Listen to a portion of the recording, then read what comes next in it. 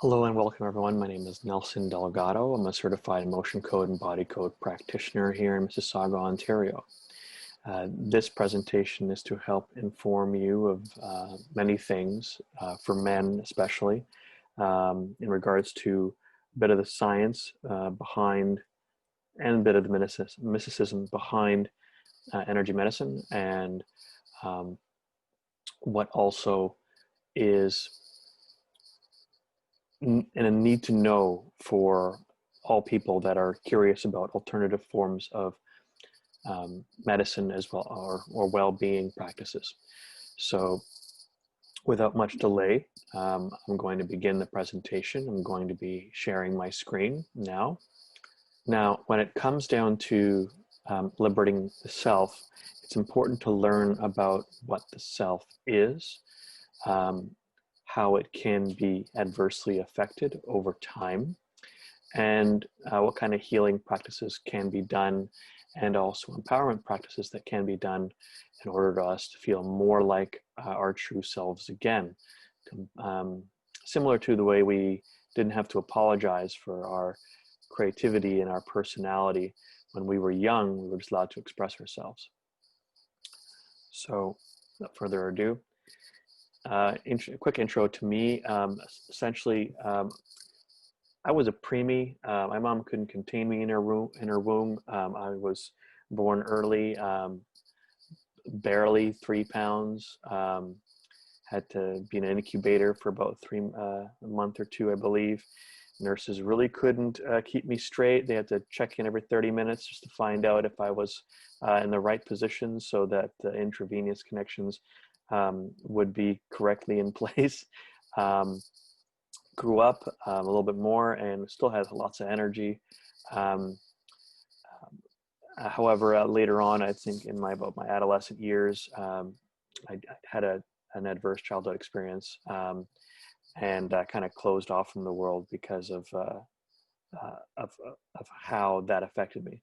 Became a bit of a loner, and didn't really adhere to expectations of more popular groups in school. So, and I became more cautious of the people that I would bring into my inner circle. But I would never, ever hold back in terms of being there for someone in need. It was an innate paternal, maternal instinct in me. So afterwards, that sort of solidified my personality, and I became quite grounded and uncompromising from that point on. I married my wife after being with a few women who were basically rather wounded and maybe a little broken in some regards.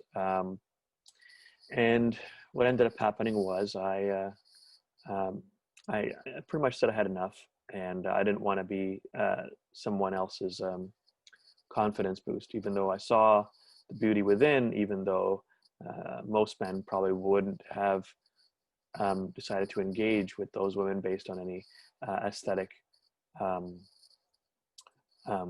lack of aesthetic attraction. So when it came down to it, when I did get married, I was elated. I found the person that I was supposed to be with. She accepted me for who I was, and she wasn't the typical woman that I usually find these days. But afterwards, I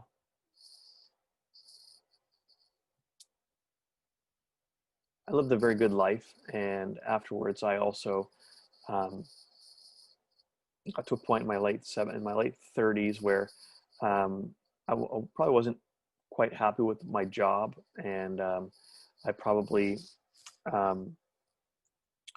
wasn't looking forward to getting up in the morning. And afterwards, it sort of hit me with a little bit of depression, and then I just didn't have very much reason or motivation or energy to get up in the morning to do what I was doing. At the same time, coming home and then feeling drained from not liking what I was doing to completely disengaging with my family, and um, not having since I didn't have the energy, I couldn't engage. And when I couldn't engage, I didn't see there was a value to my life, to my family, if I was that way. So I ended up leaving, and not leaving, but I ended up leaving for a retreat um, after I prayed for a considerable period of time, and I found my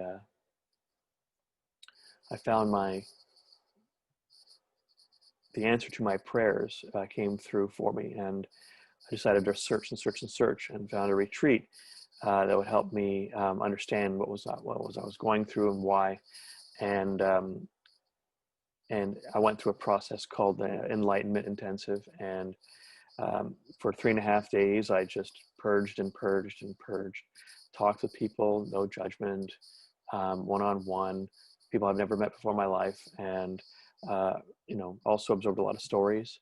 And then afterwards, I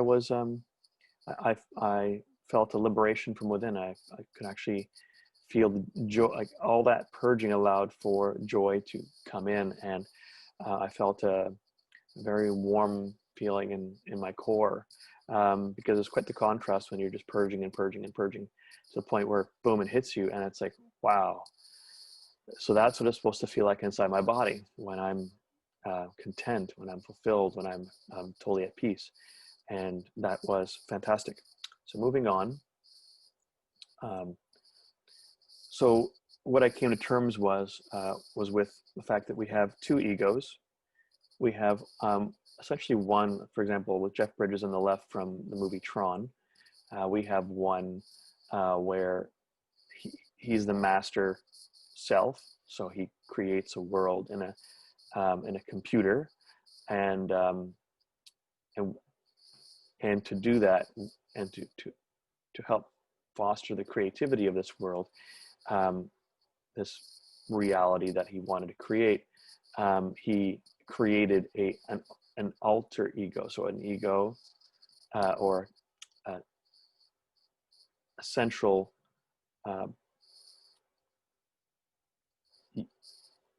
personality that would oversee its expansion and creation, as he had to reintegrate back into his regular physical, what he would call organic or analog world.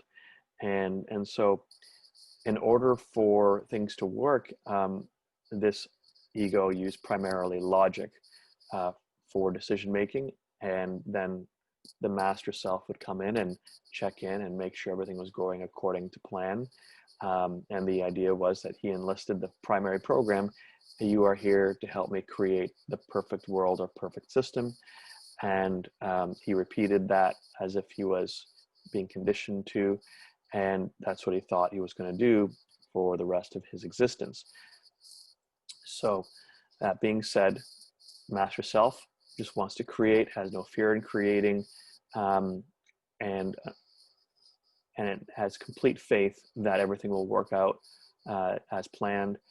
And the temporary self that's been created has to use logic, because that's all it has in order for it to manifest the world that it wants to create, along with the master, and feels as if he's part of something bigger than him during the process. Unfortunately, later on in the movie, there's a bit of a falling out between the two of them, and the master self is sort of forced into exile, and the other essentially tries to create the perfect system without the master self, and things start to become a little authoritarian, dictatorship-like, and there's very little that the system can do in terms of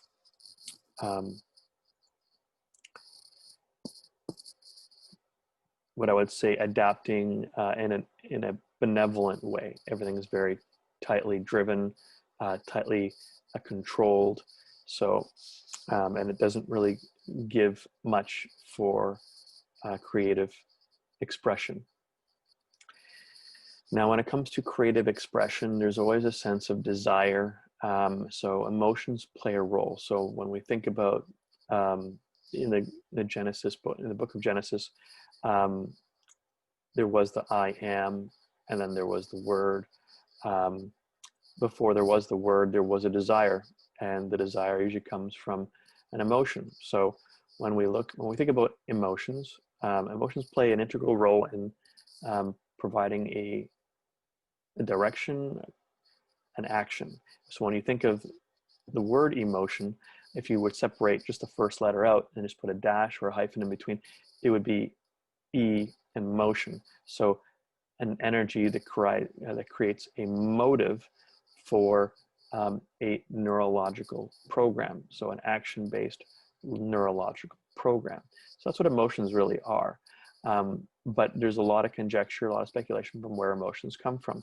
Some people say it's from the brain. Some people say it's from the body. I have my opinion, and I believe it comes from a much deeper source. So in terms of these emotions, we can break them down into about 4 main families. We'll start with anger at the moment. And with anger, you have, in healthy ways, you have a way to set boundaries and create a safe space for you to express and for you to share your creative skills and gifts. However, when unhealthy angers come up, like defensiveness, and then resentment and bitterness, and then hatred, and then rage, this is the unhealthy component, because now the thing about anger is that it's meant to create some sort of integrity and dignity and self-respect and mutual respect for both the individual and the whole. The challenge is that when it comes down to anger, when it's not being used well, or we allow it to run away and take us along for the ride, it can turn into unhealthy pride, entitlement, and defending limiting or stagnant beliefs that can oftentimes create isolation between ourselves and those that we want to connect with, those we care about, those we want to create productive relationships with.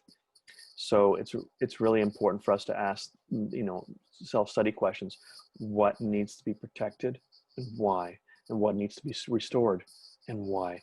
And when it comes down to hatred, it's it's usually quite the profound mirror, because oftentimes when we look at what we hate in others, we tend to avoid what we dislike in ourselves. So shadow work is needed in order for us to become more acquainted with the things that we may not, or we are conditioned to believe is not good within ourselves. And rage is when we completely lose our defensive shield, where all our energy is being put into the external, and it leaves us really quite drained, as well as weak, and other emotions start to take hold. So that's anger. So it's important to always pause when you feel if you feel a bit triggered by anger, and it's best to just step away from the situation, begin some breathing exercises, and reflect on what are you trying to protect and what are you trying to restore.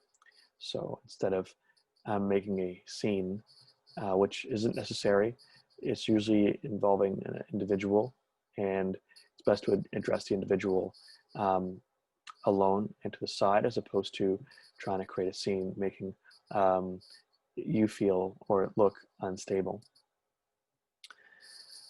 The next emotion is fear. And in fear, the emotion is, when it's healthy, it's really just to bring an awareness. There are people in this world that have unique gifts and awareness. They might be called psychics or mediums, or people that can see energy fields around individuals, or can pick up on emotions that people are giving off or holding in. So fear is essentially an emotion that brings awareness, intuition, instincts, focus and clarity, attentiveness and vigor. Um, but when we let it get carried away, it can lead to tendencies towards suspicion, unjust assumptions of people, and an unhealthy aversion to certain challenges. So oftentimes, fear, again, as a family, incorporates anxiety and panic and terror, among other emotions like dread too. And when you let this emotion take over, and it um, doesn't, and you don't have any say in the matter, it can lead to certain internal, overwhelming chronic states of anxiety or panic, usually called PTSD, um, or some sort of anxiety attack. So it's important for us to address that the emotions are your friend, and fear is your friend, just like anger is your friend. Um, and fear is there to make sure that your sense of protection, your sense of security is there, and that you are safe within yourself where you are. And if you're not, then it brings the questions of what action needs to be taken.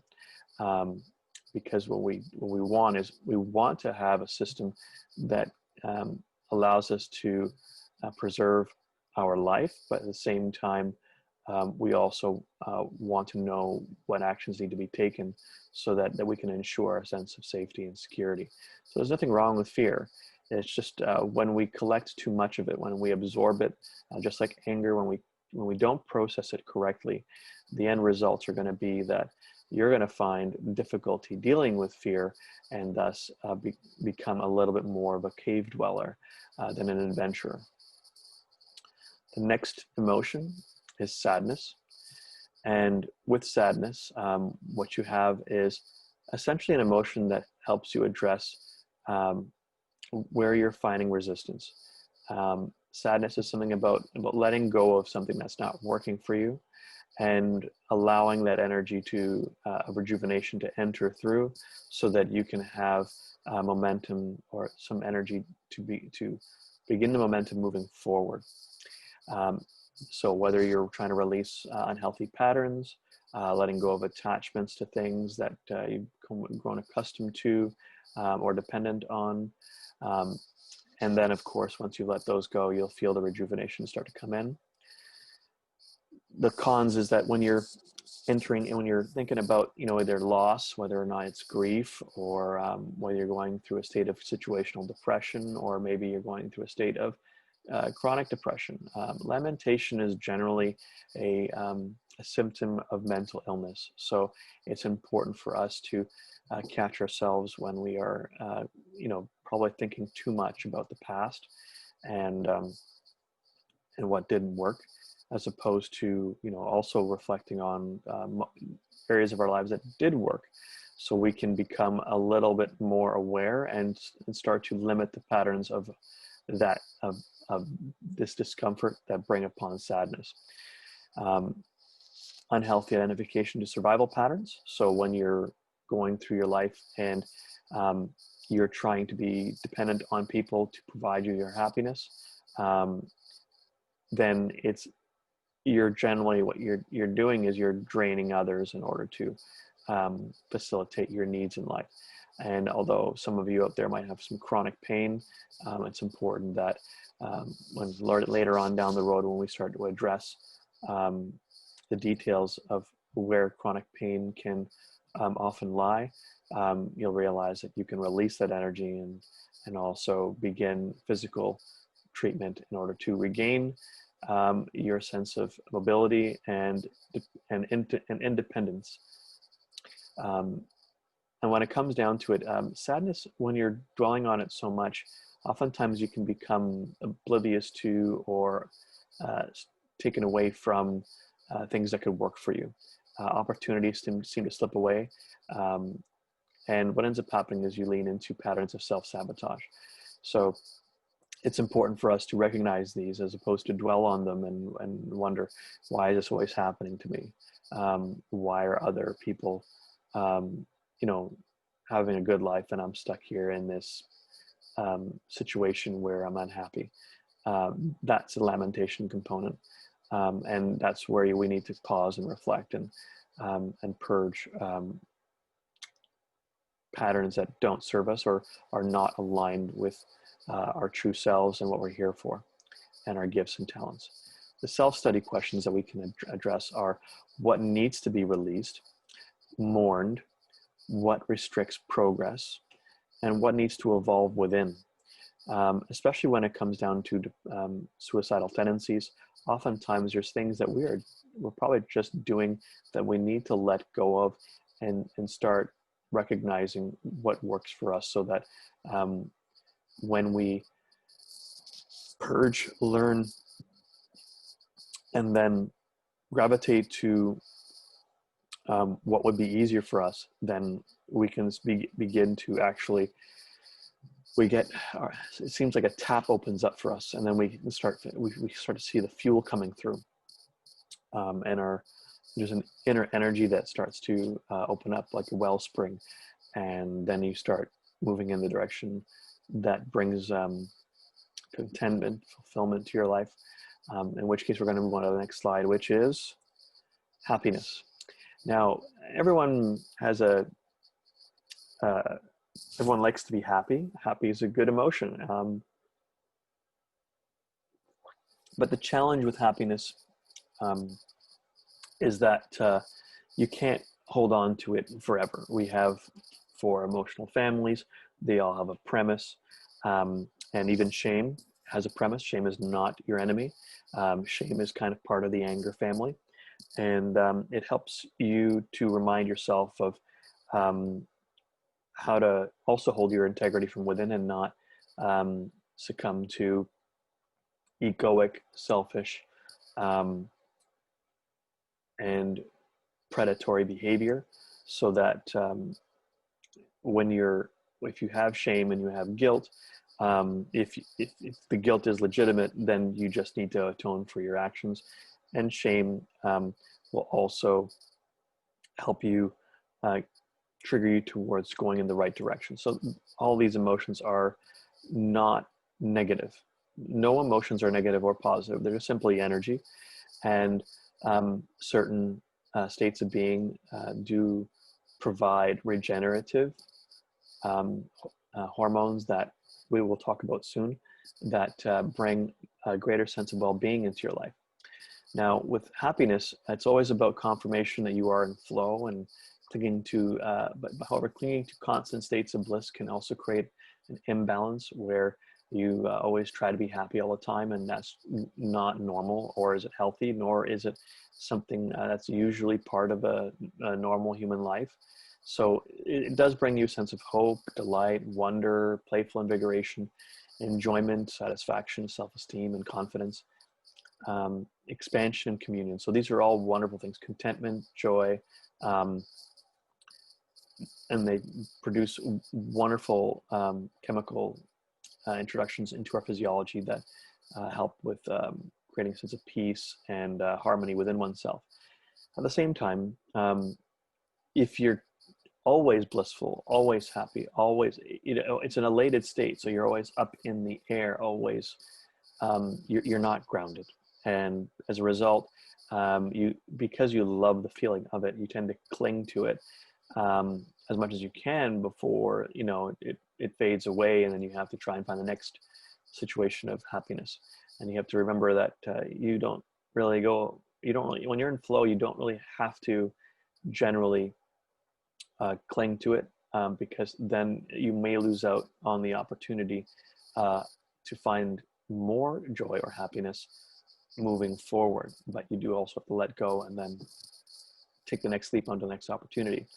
But when we don't, and we get to a point where we crave the happiness so much, we can go into maniacal states, or states where if I'm not happy, then I'm depressed. If I'm not happy, then I'm sad, right? And I don't want to be sad. So there's always this rejection or resistance towards what sadness can bring and what anger can bring. So it's important to allow this energy to flow out of you, just like all the other emotions, and flow into the universe so that that can find its place throughout the whole of consciousness on this planet. Now, grace and sin, essentially when someone is aligned, generally there's a lot of grace flowing through them. However, when they're not in line, generally they're making a lot of mistakes. So when you're in a state of grace, you feel like you have, for example, wisdom, inspiration, good counsel, courage, understanding, devotion, and reverence. These are, when you're in these states, oftentimes, and you're getting all of this flow through you, generally it produces really good hormones that essentially help you regenerate and stay in a strong state of being. So courage, bravery isn't part of grace. You don't have to be fighting. You could just be brave enough to go into a mental institution and help people the best way you can, and so that they can return back to normal, good mental health. It takes courage for a nurse to go into a hospital and dealing with all the people that are in pain and suffering, and provide them comfort and care. So courage is definitely a grace that comes from the heart. And however, at the same time, on the flip side, you have the alter ego, and that it's in it for itself. It's not. It perceives that others are there to serve it, as opposed to it serving others. So when you are in states of sin, say for example you're angry but you don't really want to engage, apathy is it's a sacred mistake. Unhealthy envy, where you're constantly in comparison to what you have versus what others have, and you close yourself off to that inspiration to create what would bring you happiness and joy. Gluttony is essentially, consuming coping mechanisms, alcoholism, drug abuse. These are all forms of gluttony, as opposed to good counsel, making wise choices, and seeking people that do want you to succeed, and using even your own intuition, your own inner instincts to guide you through life, as opposed to constantly being in your head about what you need externally that will help, relieve you of your discomfort. Wrath is when, you're hurt often enough and you take on a lot of angry emotions, and you keep them stored, like betrayal and heartache and love unreceived, and so on and so forth, and defensiveness and bitterness, and so on and so forth. And wrath essentially has you cast your pain onto others by reactionary tendencies during arguments or disputes or debates.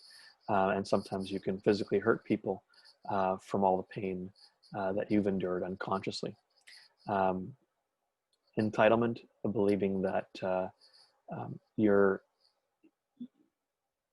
it's all about what you deserve, and think that others should do for you for whatever reason, just or unjust. Oftentimes there's a lot of justified reasons why people have a sense of entitlement. And then there's greed, which is all about, just taking, because if you don't take, there's some people believe that if I don't take, I won't have, and if I don't have, I will be poor, or I'll be looked down upon as someone who is missing something. And then there's unhealthy pride, where essentially you feel as if you are better than others, and you are their superior. Now, when it comes down to hormone production, whatever you're feeling will have a direct effect on your hormone production.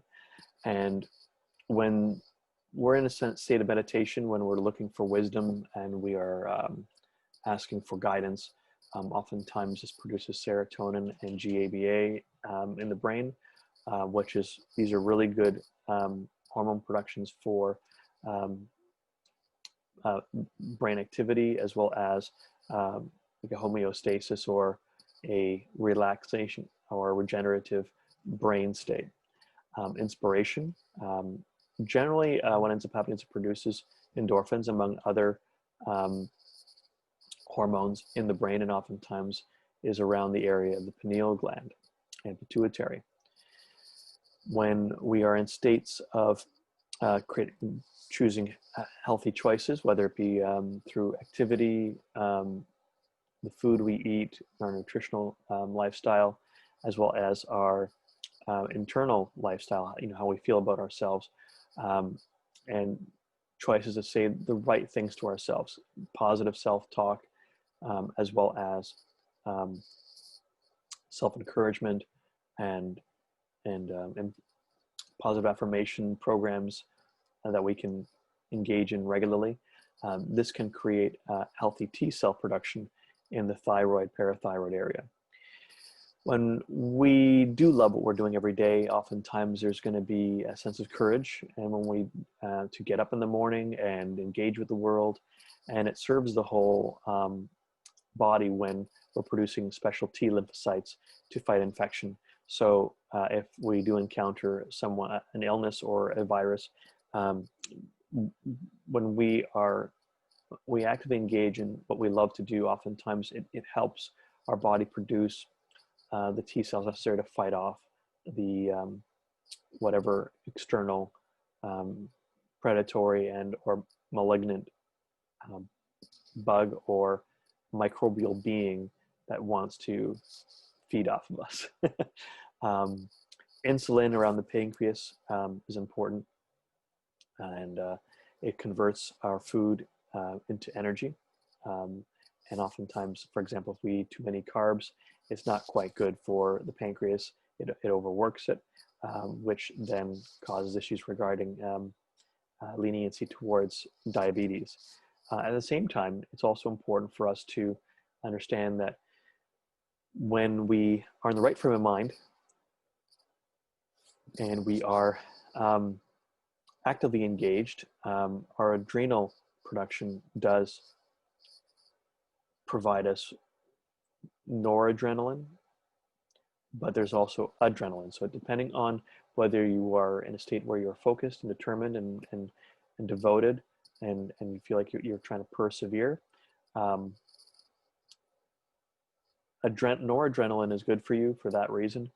But if we overproduce under stress, adrenaline, cortisol levels also rise. And if we don't physically engage or sweat it out in some sort of physical activity, what ends up happening is that these unhealthy levels of these hormones start to remain, and then they can become toxic. And that's why fat cells build to insulate the toxins from entering your body. And the liver will do its best, but if you're in a constant state of stress, the liver will also feel like it's under its own state of stress too. And then the gut and reproductive hormones provide energy to accomplish what motivates you. So you have estrogen, you have testosterone. Healthy levels of testosterone create a strong sense of active being. You can engage, you have muscle growth, regenerative capabilities. So it's important to have healthy levels of testosterone in your body. And there's also gut hormones that also help with digestion. So that's how grace and allowing grace to enter into your being helps you. In terms of, unfortunately making, mistakes that don't serve you, or the whole apathy can reduce testosterone because you're not engaged with the world because you feel like there's no point. Envy creates imbalanced dopamine levels. So you don't want to be in states of, looking at others and you're not open to inspiration, which would then fuel more of the endorphins that you're looking to bring in the serotonin and so on and so forth. So it's better not to engage in envy. Just, try and find the next inspiration that you can use to help you along, to motivate you moving forward. Eating addictions such as excess iodine can oftentimes, and this is usually from salty foods, so on and so forth, excess salty foods can diminish thyroid hormone production, and also, negative self-talk generally does not help that area as well, whether it be coming from external or internal. Violence and excessive conflict weaken the immune system, and stress over and too much stress overproduces adrenaline, again, like cortisol, that need to be sweated out, or becomes toxic. Entitlement encourages us to excess in consumption as well, and when we eat too much, like bread, and just overconsumption of many things, what ends up happening is that it lowers the insulin levels, and we then become vulnerable to issues regarding the pancreas, diabetes, and then when we have pancreatic cancer, it's generally game over. Greed and or illusory pride, which, to protect our insecurities, oftentimes what ends up happening is that overindulgences that lower good bacteria production and lower testosterone production, and therefore what ends up happening is that you end up feeling like there's issues regarding your ability to, well, I'll just say it, to get it up. And what ends up happening is then you have erectile dysfunction, and then you get depressed because you can't engage with your partner and feel like you can bring them a sense of pleasure and intimacy with you. So it's important for us to stay away from making continual mistakes, and to forgive ourselves and listen more to our gut or our heart, because there's a knowing there that we have seemed to have forgotten, and kind of in the mind, or the mental component oftentimes discredits going down there, because it doesn't seem logical to make a decision based on feeling. So let's move on. Now, feeling is an integral part of life. If you can't feel, you can't sense. If you can't sense, you can't make decisions on the world that you're living in. So it's important for us to understand how the body responds to external stimulus. And as you can see on the picture on the left, there are practices that help you understand when the body will strengthen in favor of a decision, and will weaken when it's not in favor of a decision. So when it comes down to us, we really need to address this area, because it's a key component to helping us make better decisions long term. Outside of that, so in the picture on the right, you'll see what looks like a field, a fractal field, emanating from what might look like some sort of like cosmic X-ray. And this is a image that was created by Alex Gray, who was someone who was an artist that, along with very special professional guidance through his own personal development and insight and inner work, was able to unravel the means to see an individual in more layers than just the surface, and was able to see the cardiovascular system, the lymphatic system, the nervous system, the bone structure, organs, and he was able to see energy centers in the body, as well as some of the what would be called meridian systems in the body. And by doing this, he gave sort of a visual representation of what's difficult for us to see, even though we already know that these systems exist, to be able to see into the human body, but on a level that brings out way more reverence and awe, and understanding that there are forces at work that go beyond just physical matter. And that, since on the picture on the left is telling us there is deep within us a, a responsible force that will that will strengthen us for certain decisions, or provide energy to strengthen in good decisions, and restrain energy from poor decisions. Now, the subtle body, as you saw in the previous picture, where it's like emanating energy from it. This is an example from the movie Thor. I think this is the Dark World. And this image is where they kind of use some sort of advanced quantum field or advanced quantum field tool to allow them to see the what we call the subtle body. In that video is called the Soul Forge.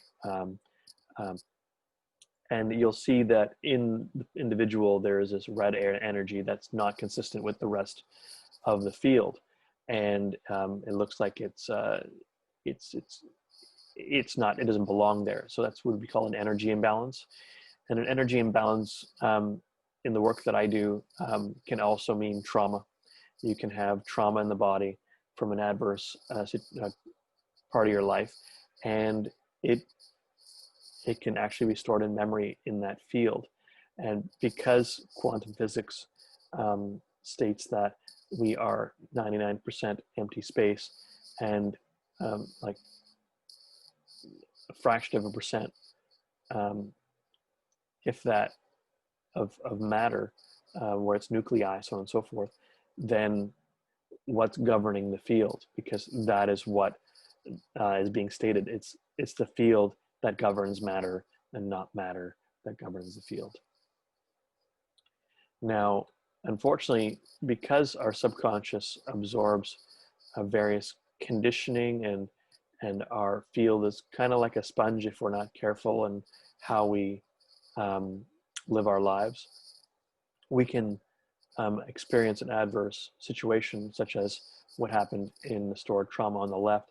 And if we do not process that experience correctly, the end result is that energy from the event is captured within the field, and it wants to come out, but we simply don't let it, because we're trying to just contain ourselves and prevent ourselves from becoming an adverse energy looking for a discharge around people that don't want us to exude it, because it doesn't look pleasant to witness it. So the end result is that it's stored within, and over time, for example, that's positioned in the liver area, and a lot of anger from life situations can store there, and over time, that energy, which is not in harmony with how we're supposed to be, and homeostasis means that you're a state of peace and calm, subtle levels of joy, nothing to add, nothing too far to one side of the pendulum or the other, just balanced somewhere in the middle. However, when this energy is now there, it disrupts that homeostasis, and over time, it starts to affect cell tissue. And as years pass and we've forgotten what happened to us, or we don't go back to address it or process it, it leads to malignancy in cell reproduction, and it can lead to adverse conditions such as cancer. On the next one on to the right, where you see the back end of the person, or the back of the person, you'll see a whole bunch of gray areas or swirls. Oftentimes that can be from people that have tried to essentially stifle your progress, or discourage you, or impede you from going in a direction that brings you joy or happiness for whatever reason, whether that's just for their personal control over you. And then you'll see that bending or that distortion in the middle of the field, where you have this golden line coming through the head down to the base of around the lumbar area, which is around the solar plexus area. And that's to do with self-esteem and self-worth and confidence within oneself. And you can see that that's distorted. So it's very possible that over time, this person was discouraged from being who they were, they were diminished in their personal sense of self-value. And as a result, only if they did what they were told would they get the encouragement they wanted, which is what creates oftentimes that bend in the field. And when that happens, it also can create misalignments in the back or back pain. So the sabotaging as well as the distortion are all contributing to back issues. Now, a sway test is essentially when someone is trying to get an answer to a question, and the answer to this question is that, let's say it's simply your name. You can stand up, and if you wanted to pause this video, if you're watching the replay of this, you can stand up, and then you can just get into a centered state where you're just at peace. You're not thinking about the past or the present. Your mental focus is only in your body, right? And you close your eyes and you say, my name is Nelson. And what ends up happening is that your body will lean forward. And when it does that, it means that it's favoring, it's moving forward in the direction that is congruent. Your name is whatever it is. And that's that. And now, of course, if you want to do a test to see if you can get it with an incongruent answer, you can say my name is Mickey Mouse, Pokemon, Thor. You can then move back. It'll move backward. We're in that state too. So it will shift towards good or not good for you, in case you're taking supplements, or you want to find out if you have various emotional baggage or trauma stored in the body that you need to release. It can identify that for you. And the next one, since we couldn't play the video for this one, there's a tongue test. And you can do the same thing as well with your tongue, believe it or not. It's kind of weird, but it's rather fascinating. So let's say if you wanted to say my name is, and then you say your name is, you would just move your tongue from left to right. So if I were to say my name is Nelson, my tongue is moving really quickly.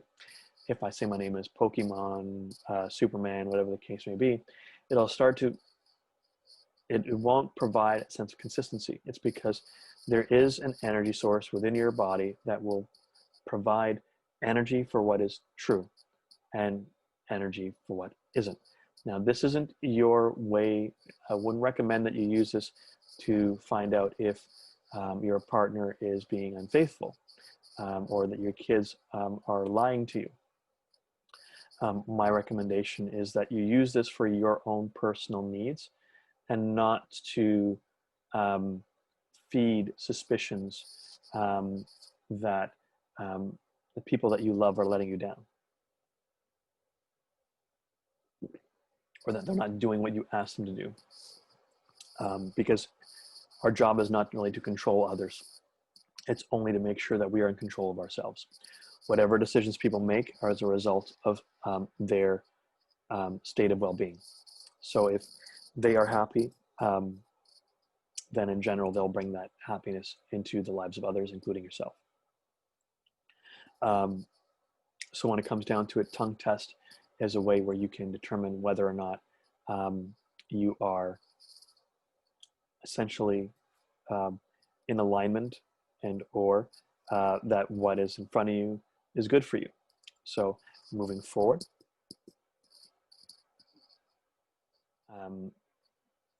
this is an energy psychology practice that I use. And what this does, it allows you to use those testing examples, sway or tongue, to isolate emotions in your body that you haven't processed yet. Now, all of this repressed or suppressed energy that we've collected over time, that we are essentially having stored in memory. So one example is when you think of something that you didn't like, that was unpleasant, you can feel the emotion coming up as a result, because the emotion is tied with the thought form. It fuels the thought form or the memory. So you can always feel that way when you are experiencing that memory. and the subconscious doesn't really know between what's going on inside your brain from the past, or what you're projecting into the future, or what you're experiencing in the present moment.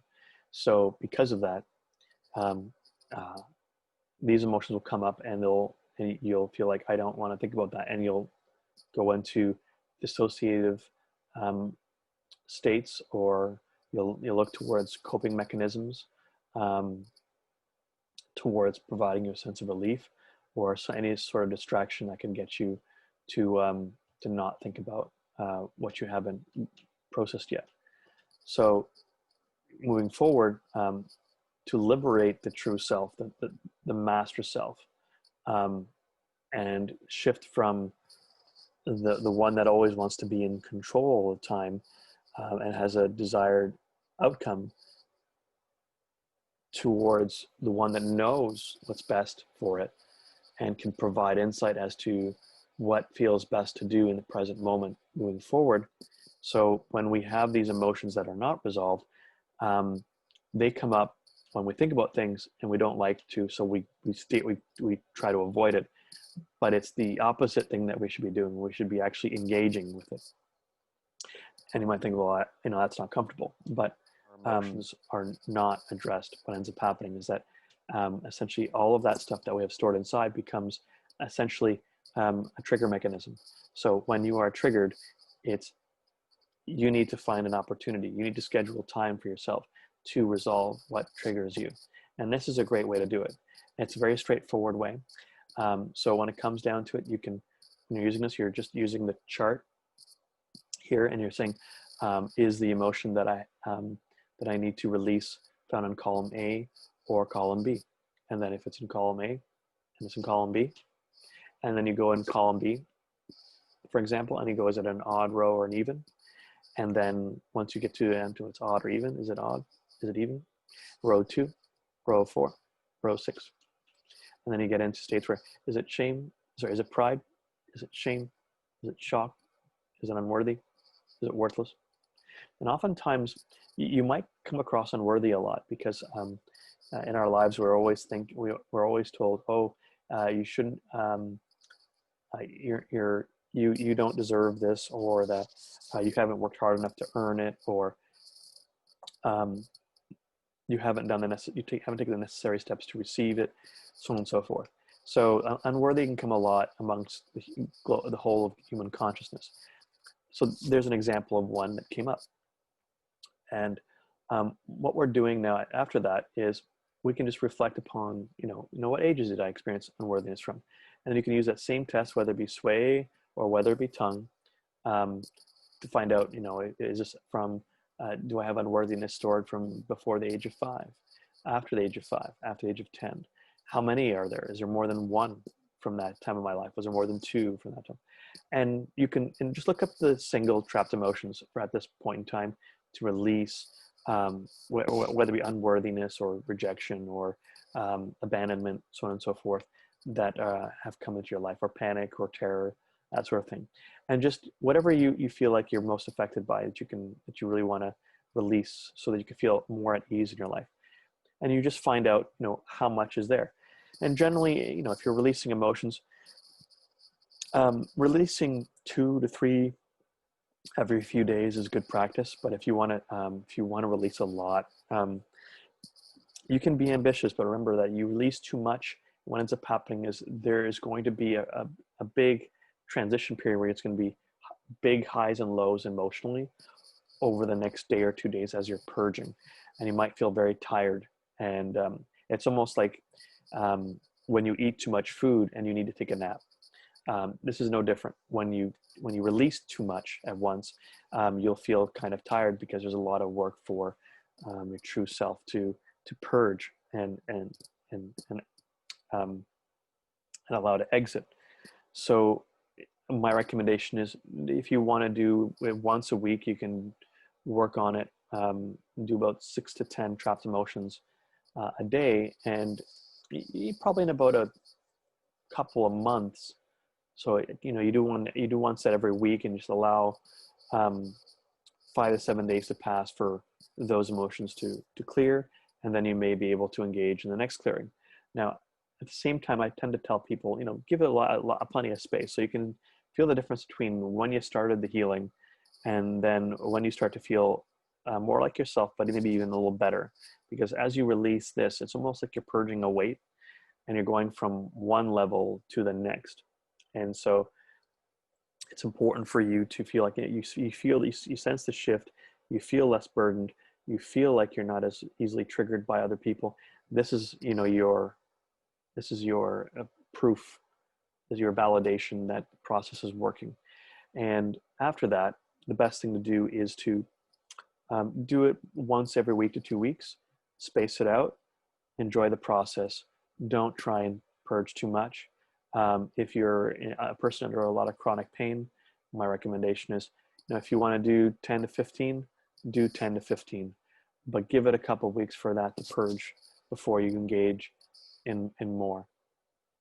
So enjoy the process, and make sure that when you reflect on these times of your life, make a journal of what your healing involved and what part of your life that was and what memories may have surfaced, and always find out whether it's a mistake that you made, whether your intuition said don't do it and you did it anyway because there was a short-term gain in it for you and you wanted it, and then it backfired. And make sure you forgive yourself for any mistakes that you've made.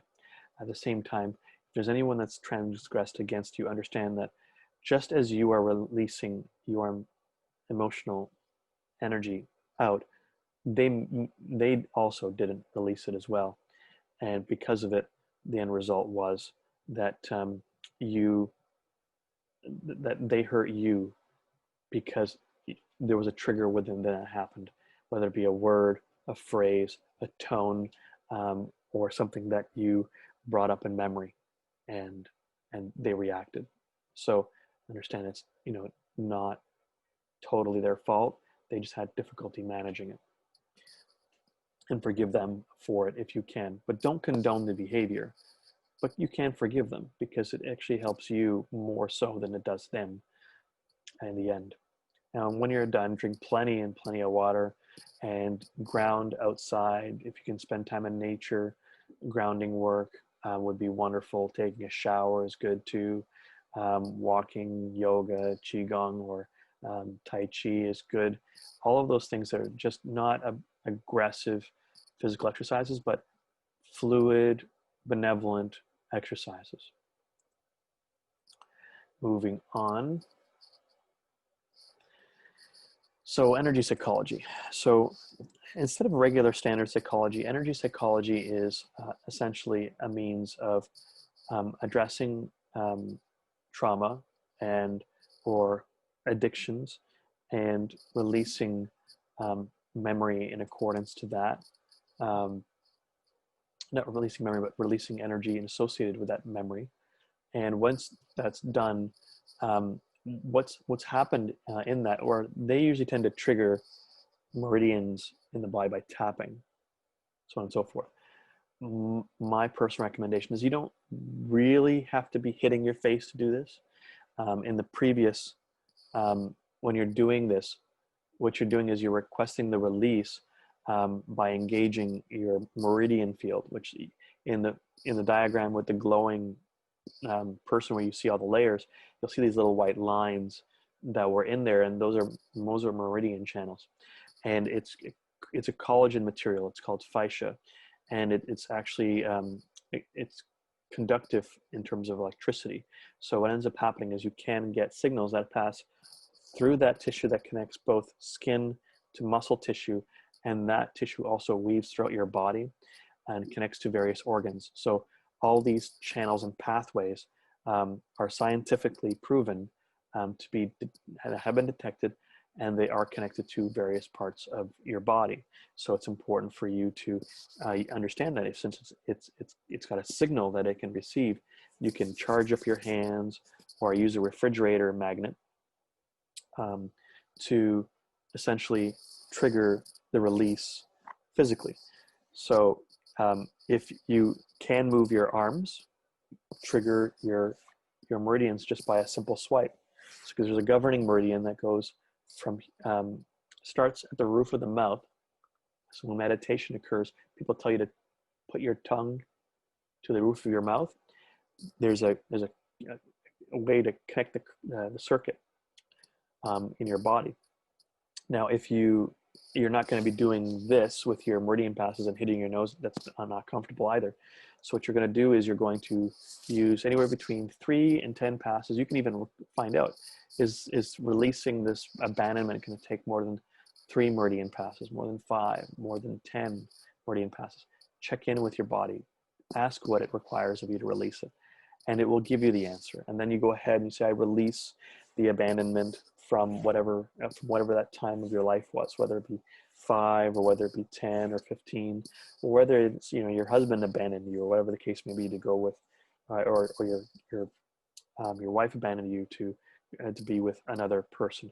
And you can request this energy to be released from you repeatedly, verbally, with heartfelt intention, and your subconscious will oblige to that request. But it's most important, it's not just about the releasing, it's about the learning. So why would that person do that to you?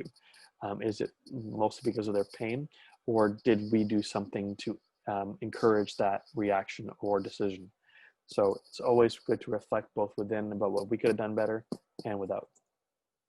But getting back to it, as you trigger those meridian points, trigger that field, after, you know, either amplifying it, refrigerator magnet, or rubbing your hands together, creating a field, and you can actually feel it. When you ever do this for 30 seconds to about a minute, what ends up happening is that you start to, if you put your hands close, you can actually feel like an intangible force in between your palms, but there's a force.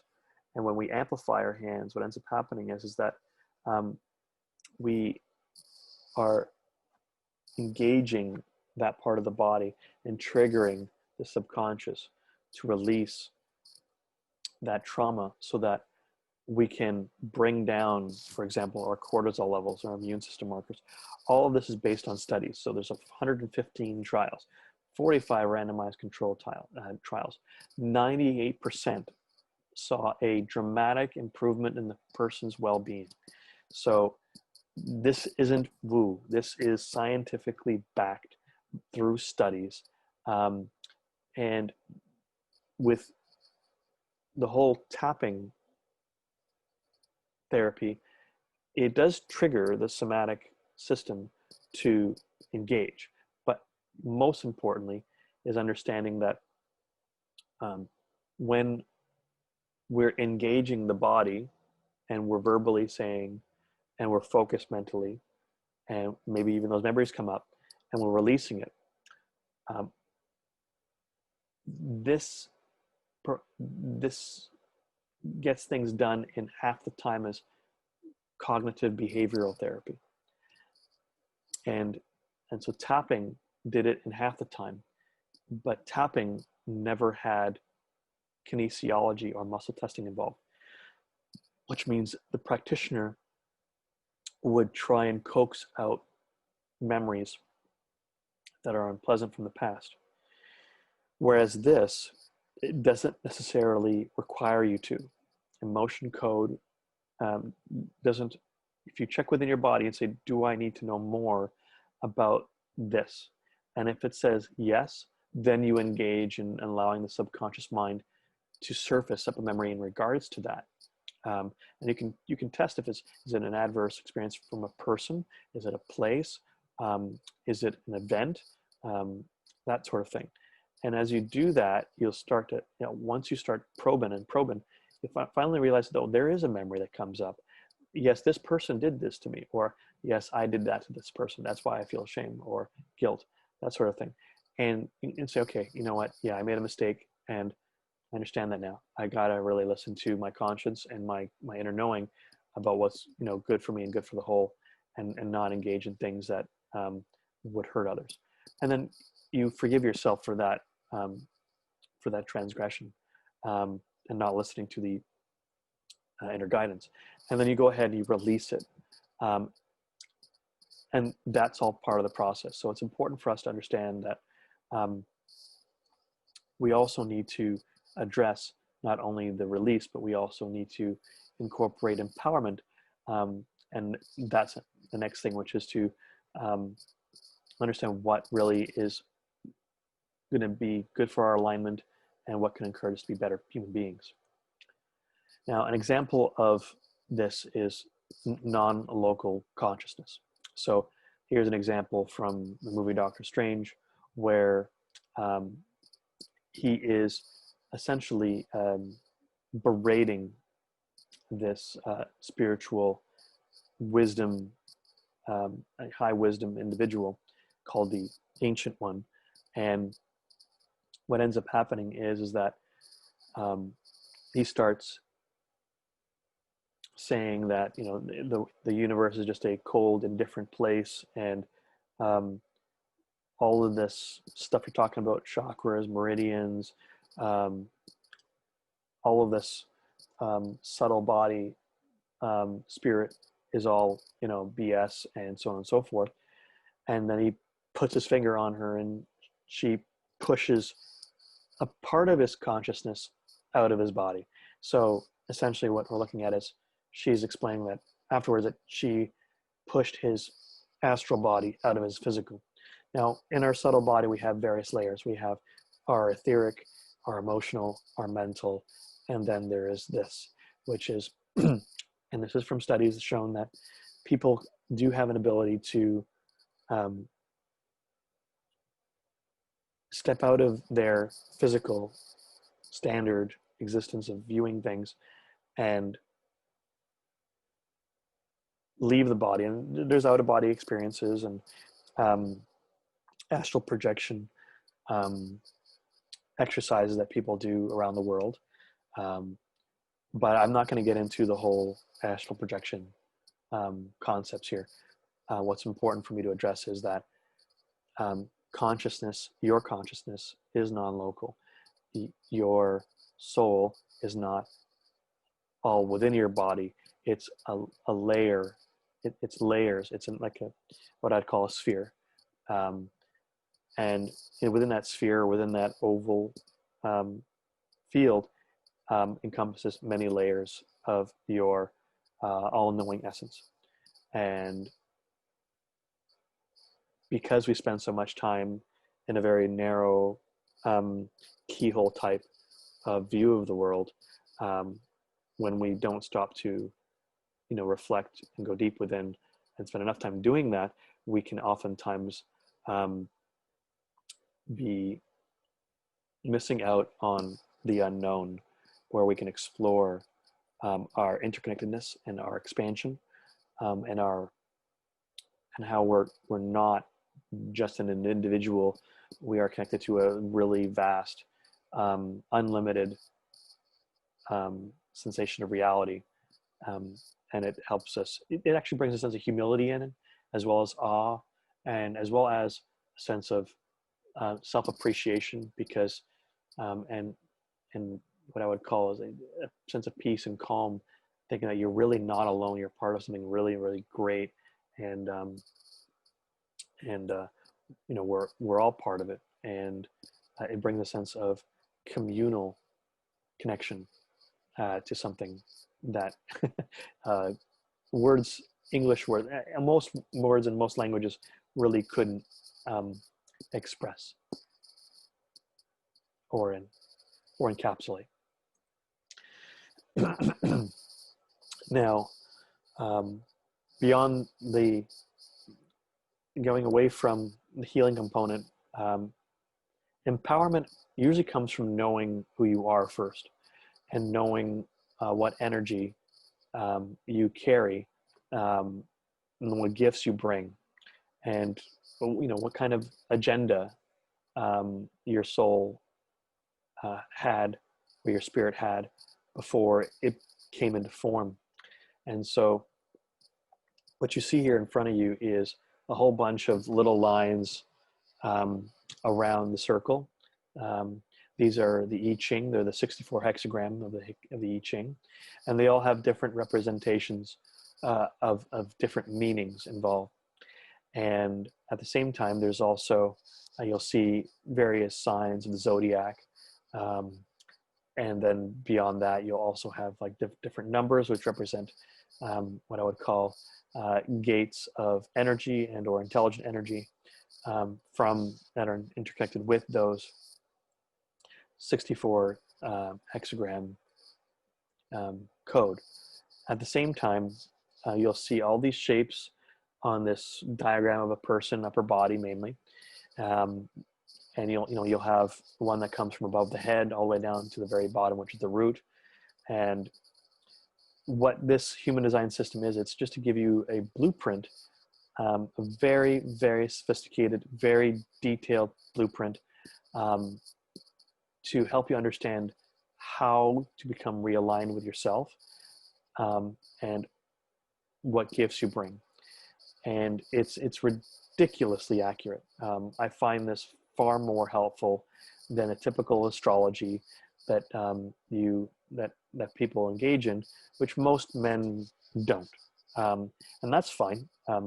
But with this is almost like getting your blueprint and or your user manual to how you can use what you've got in ways that will bring you so much joy and so much fulfillment, but at the same time, maybe feeling a bit more grounded from and understanding who you are, so that you don't feel like you're. Some people, when they read it, they, oh really? And then some people, when they read it, like, I understand now. That's why I was so unhappy, and now I understand that, when I reflect on my life, when I did the following, I was happier. When I didn't do it and I tried something different, I was unhappy.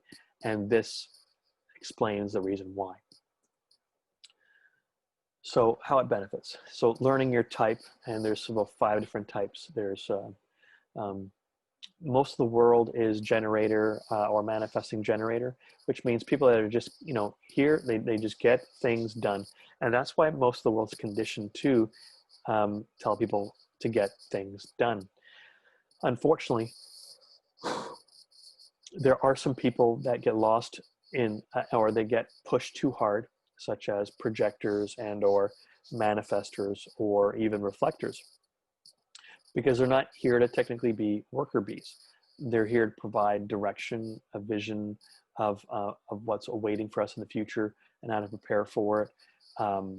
And they can also be like sages, and sages aren't worker bees. Sages do work, but they do work to bring clarity. And this system also helps bring an understanding of the conscious and unconscious aspects of a personality, identifies emotional states to help us understand when we are in flow versus in resistance, so bitterness and frustration. Frustration usually just generally comes from the worker bee sense, where most of the world can get frustrated when things aren't working the way they'd like. And those that are more the visionaries, the sages, the ones that provide direction, can be bitter when they're not recognized for their gifts and their talents and their the guidance that they brought to the table. This also identifies key questions for self-study and provides affirmations that I integrate these affirmations into my practice to help people understand what state to be in so that they can find their flow. Now, that is essentially the end of the presentation. There's this saying that I really do appreciate from Ken Wilber, who created integral theory. Now, I'm not a person who goes, head deep into certain belief systems. I like to always integrate what works for me in the world. I was baptized and confirmed Catholic, but that was essentially due to pressure. I've explored various religions around the world, various philosophies, and I have come to my own that works for me. There is the best way for me to help you is to help you believe in you and what you can do that will bring you joy. And Dr. Brad is the author of the Emotion Code, and he from my experience through an intensive, enlightenment intensive, um, I understood how joy could find its way back into my heart, back into my core. And that was from a lot of purging. And from that experience, I realized that, I did practice Reiki for some time and I did enjoy it, but I found that I wasn't really getting to the root cause of people's challenges.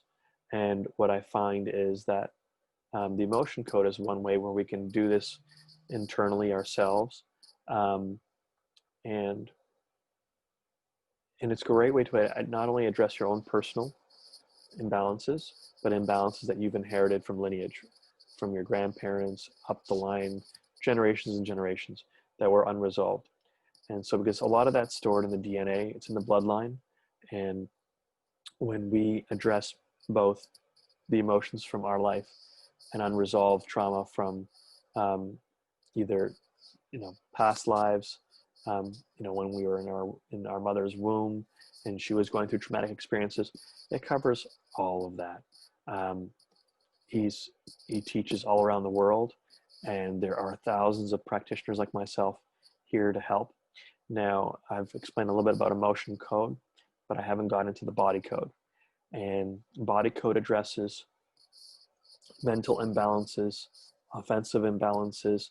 It addresses different types of energy, such as trauma energy and addictive energies that we cling to, that when we get too comfortable with, that we allow for it to be a pattern.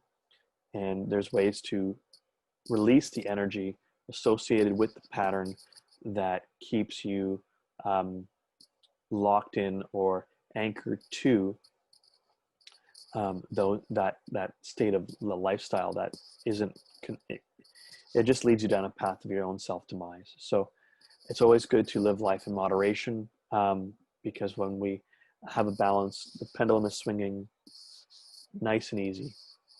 But when we allow ourselves to get triggered too much, we can swing towards too much or too little of something. And the whole point of this life is to experience as much as we can and bring our gifts to the world. But it's difficult to bring our gifts when we feel blocked by all this energy that we've essentially stored over years. And when we release it, then we feel the ability that we are now open to and have the courage to be who we are unapologetically, but in ways that are very graceful and that will be welcomed by your friends, your family, and to humanity.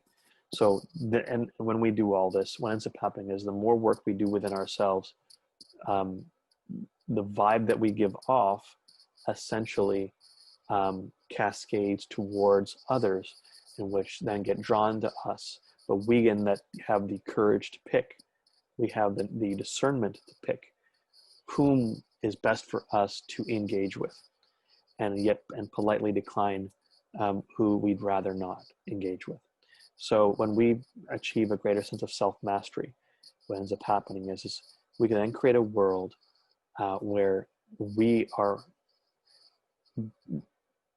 appreciate our emotions, we understand what they're there for, and we can also have reverence for others going through challenges, and also help them purge what they can let go of in order for them to move forward and not get stuck in a state for longer than is necessary.